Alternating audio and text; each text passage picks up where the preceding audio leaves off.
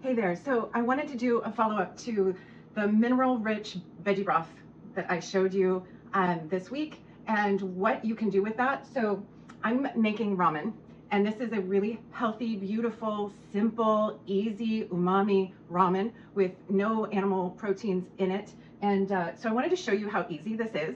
I am using sweet potato glass noodles, which have a lot more calories than some of my other options for this recipe, which would be kelp noodles, basically 0 calories, or zucchini noodles made from spiralized zucchini. And but I have pre-boiled these glass noodles and rinsed them, and they're ready to go into my soup. And so I have, this is my veggie broth that has been in the fridge for a couple days, and I'm just turning this on to like a medium high. And this is so easy. So I'm going to use about half of my broth. I had some red cabbage or purple cabbage. I don't know why they call it red. It's so stupid because it's actually not red, it's purple. But that's why I have this color in here. And then all the scraps that I'm creating through veggie prep for this are going into my bag to go into a freezer later. What I have done is prepped my ginger. So when I buy ginger, I make sure that I peel it.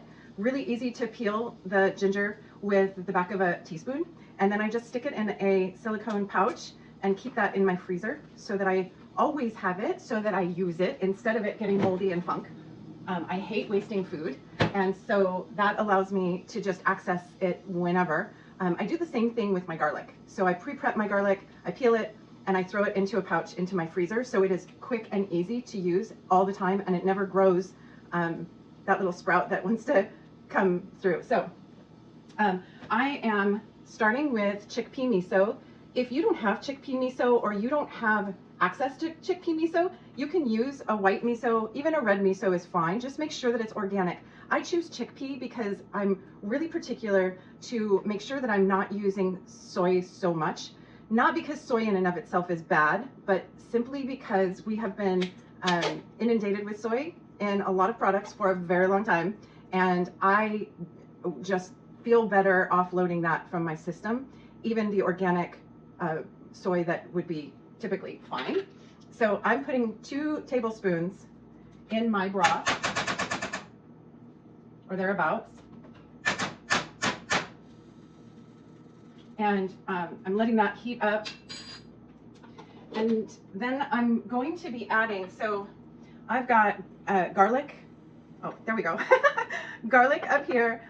This has been pressed. And then my grated ginger into my broth. You may know, miso is super thick. And so I'm going to use a little wand to get it to distribute through the whole broth fast as possible.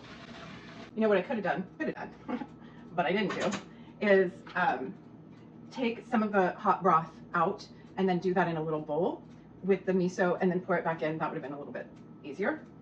What I'm going to add in here seasoning wise before my veggies and stuff is liquid aminos. This isn't my favorite brand of liquid aminos. This tastes a lot more like soy sauce. I had this because I bought this when I didn't have access to a typical grocery store that I would go to. So I'm using it, it's fine. It is a soy based. So, gosh, that is so good. Okay, I used a julienne peeler to get some shredded carrots. When I feel like my broth is really integrated and good, probably 3 more minutes. With all of the garlic powder has opened up, it's bloomed because, you know, dried. It takes some time to really get infused. And my fresh garlic, I like the hit of doing a powdered garlic and a fresh garlic. Another option, if you have access to black garlic, wow, that's like a whole another level of umami. But if you don't, fresh garlic is fine.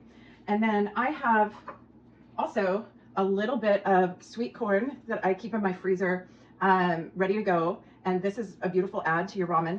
I have some sliced bok choy in here.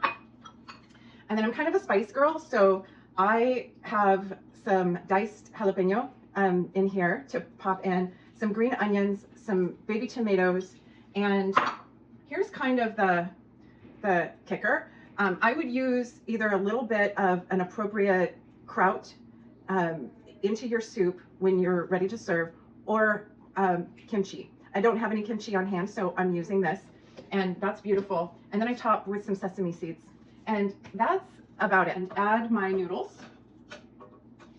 So I have these gorgeous noodles in here. This will probably serve 2 people.